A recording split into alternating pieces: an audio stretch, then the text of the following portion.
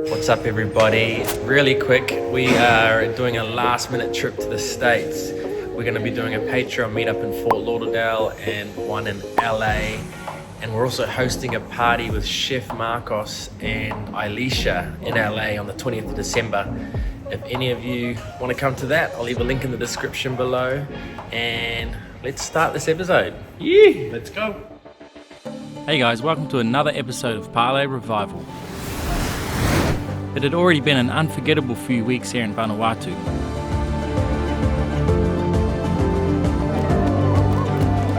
But for me, one of the highlights was going to be visiting Pentecost Island, where they do the famous land diving off massive towers in the jungle. So we were heading there next, but we had one last thing to tick off the list before heading north.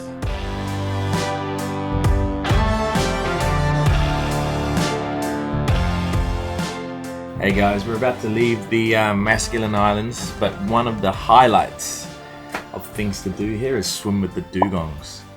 That's a sea cow or a manatee. Apparently there's some right here, so I've just come and anchored on this little sandy shelf here, and we've heard that there are tons of them just swimming around eating the seagrass and stuff. We were swimming around somewhat aimlessly, hoping that we would even see just one dugong. But it started to feel like today wasn't going to be our day. I hope we see one after all this. When all of a sudden, as if out of nowhere, we were surrounded by an entire herd of dugongs.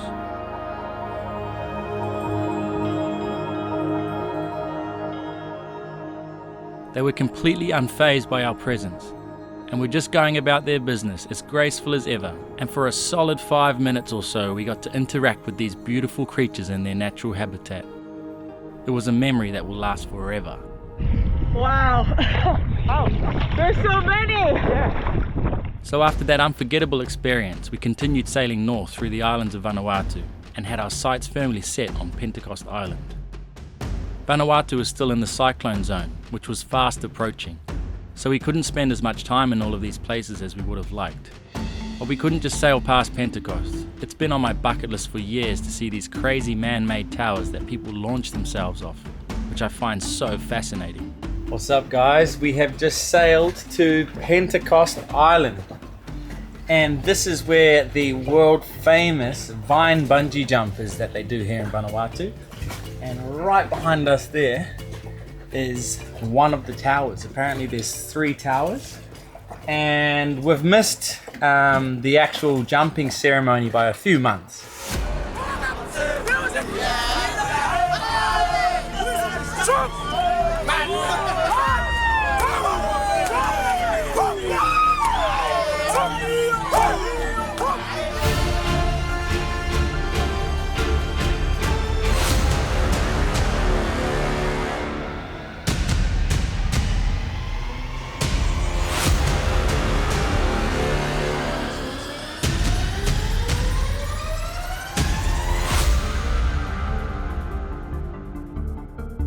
But we're going to go into town here and see if we can just have a look at the tower, because it looks pretty impressive.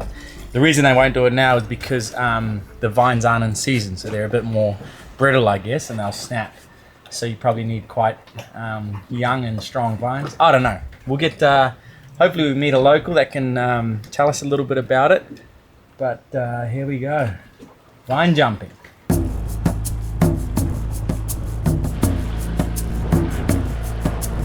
It's a Sunday, so everyone's in church. So we'll see if we can find someone to talk to. Is it naive of me to think that I didn't think there was cars on this island? When you watch it on National Geographic, you think they're like away from any sort of civilization, but there's a main road right here. Nice to meet you. John? This is John. He's from this little village here. What are we gonna do? We're gonna go up to the tower? Yeah. Yeah? You gonna jump?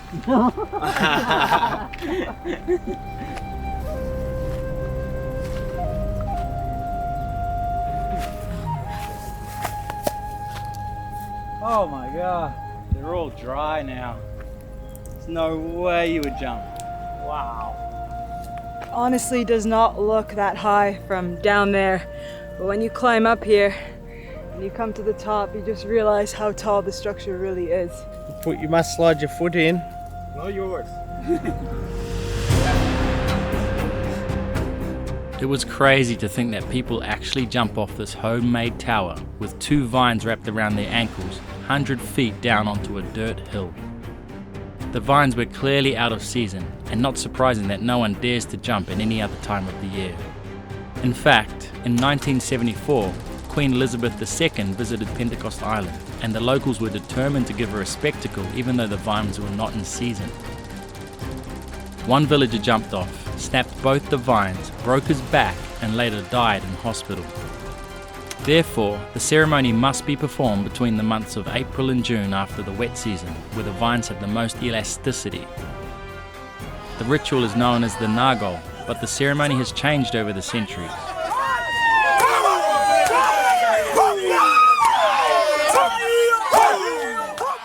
It is said to have originated from a dysfunctional marriage where a hostile man was chasing his wife, who scaled a tree, tied vines around her ankles and leapt off, landing on the ground without injury. The man, however, jumped off in pursuit without vines and fell to his death, inspiring the women of Pentecost to follow suit as a sign of respect for the woman's strength and defiance. The men became increasingly uncomfortable by the risky nature of the woman leaping from heights and adopted it to be their own ritual, and today is performed as a sign of masculinity. They replaced trees with towers up to 100 feet tall, held together without a single nail or screw, which takes 30 men up to a month to build. The whole spectacle has now been turned into a tourist attraction, bringing thousands of travellers to Pentecost every year. It was such a bummer that we didn't get to see the land diving for ourselves, but we were honoured to be able to at least see the tower up close, which was the original inspiration for what we now know in the modern world as bungee jumping. I cannot imagine seeing someone jump from the top. You've jumped off this tower before? Yeah, And how old were you? he's 15. What was the reason for jumping? To become a man? See if the hospital service it works. We got another tour guide, Max. How old are you, Max? 14? Have you done the bungee yet? You did it. The tower of jump. When are you gonna do it? Never. You don't want to do it? Too high?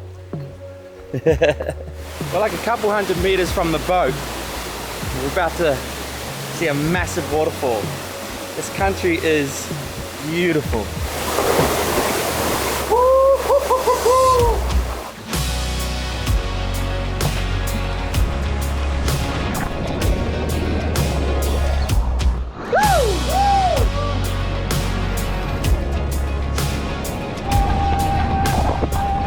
We have heard a lot of cruisers say that Vanuatu was their favourite country in the South Pacific, and we were starting to realise why.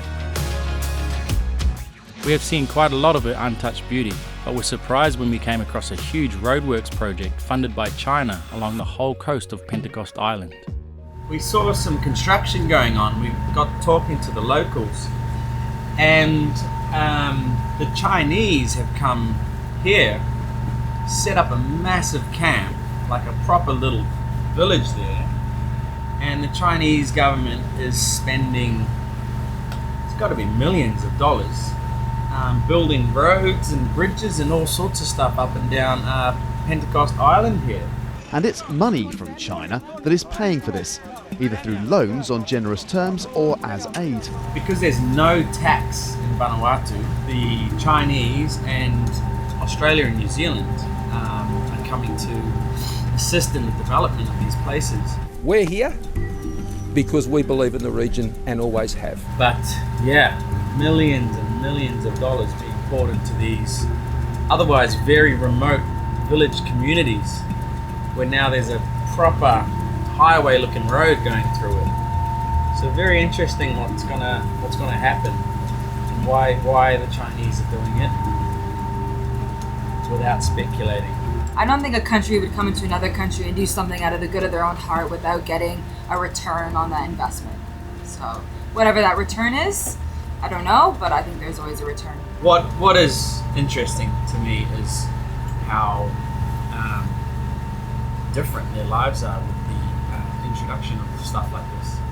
Before it was just a full living off Mother Nature village. Now they have jobs and roads and cars and all these things that they didn't have before. So whether that's a good or bad thing in the long run, I don't know. I guess what I'm struggling to put into words here is that I find it a little bit difficult to believe that the villagers themselves are better off for having major roadworks placed upon them, which was actually the sentiment of a few of the locals that we spoke to about it. They are very self-sufficient in their communities, growing their own fruit and vegetables, and trading with others for things that they do not produce themselves. Even the locals actually working on the roads were saying that they would prefer not to have a highway through their village, but it was a catch-22 because it did give them some income which they had never had before. On an economic scale, much of this development will have to be repaid to China, so there are concerns that the country will be forever indebted to them for such infrastructure. There's concern too that China could own strategically important assets if Pacific Island countries are unable to pay back the debts used to build them. There are so many layers regarding the impact of modernisation, depending on whether you look at it from the villagers' perspective, who now have a highway through their land, or the politicians' argument of doing what's best for the country as a whole. And also, of course, we are happy to support aspirations of our friends when they need us to support them with votes and so on. In all honesty, there are so many sides to this coin, depending on which angle you look at it from, but it's an interesting discussion nonetheless. I'm far from an expert on such matters, so I'd be curious to hear your guys' thoughts in the comment section. Anyway, remember Nixon, the captain of the Blue Gold who shared the incredible story of how she ended up on the reef? Well, we had promised him that we would visit the village where he's from, and here we were, pulling up to Ansavari Bay, which he had claimed was the most beautiful bay in Vanuatu, and it looked like he wasn't lying.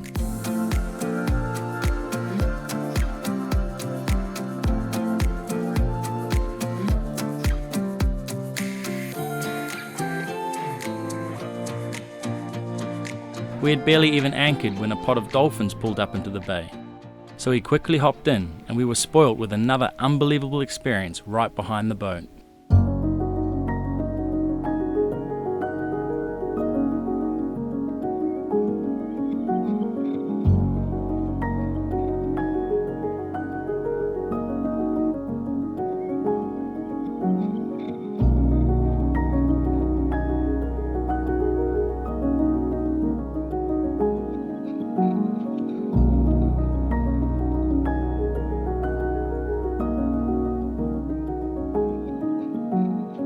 Oh my god, they're right there.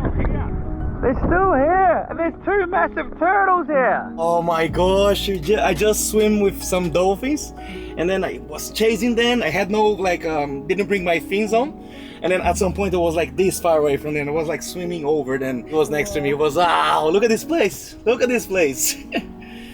Oh, I love it. That was unreal. Oh man, the dolphins were just cruising through. So cool. And then I thought, okay, I'll leave them alone now. And then these two turtles came right up to me and just kind of like looked at me, swam away, and I was like, what? And then this massive barracuda came and said hello to me as well. All in the space of like 2 minutes. We were absolutely buzzing after that experience. Then some of us took the time to catch up on editing, leaving Leon and Pedro to their own devices. And in typical fashion, they were able to sniff out a good time in the form of some good quality Nivan kava. And the two little shacks that you can see in front of you are where they are making kava for us. And we're going to watch them grind it up traditionally. Nice fruits, strong ones. This way it can make you numb. The boa is in here. So this big dude is Big Willie. And Big Willie's going to show us how they wash the kava now after it's been cut up. So they're just doing a wash. And the Nakamal owner, his name is Howard, are grinding the powder, grinding the kava, sorry. So the chief of the village just turned up. This is Maxwell, not the coffee brand. Thank you for letting us watch the kava process. We appreciate it. Thank you, thank you. And now they're mixing with water. And they're saying that if you want strong kava, less water. So this is the second time that they have filtered or sieved the carver. And you can see that the sieve they're using is just a finer cloth. Green gold. Green gold. And that there in the bucket is the final product. Twice ground, triple strained carver. So product's finished and we've been invited to get inside the Nagol, where all the men meet at the end of every day. And this is where we're going to drink the final product. Green gold.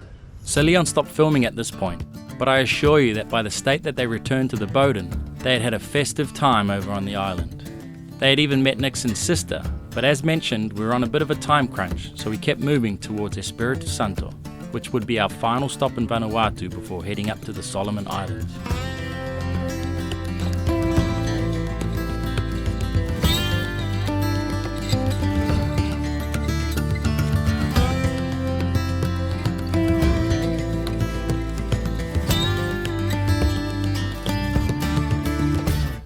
If you remember from a couple of episodes ago, this was also where Leon had bought some land sight unseen, so he was absolutely soaking it all in, as he had never even been here before.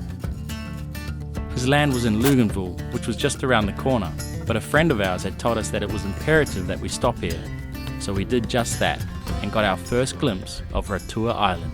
So we've just done a cheeky little 60-mile sail today. I reckon we averaged 7.5 knots. This place is insane.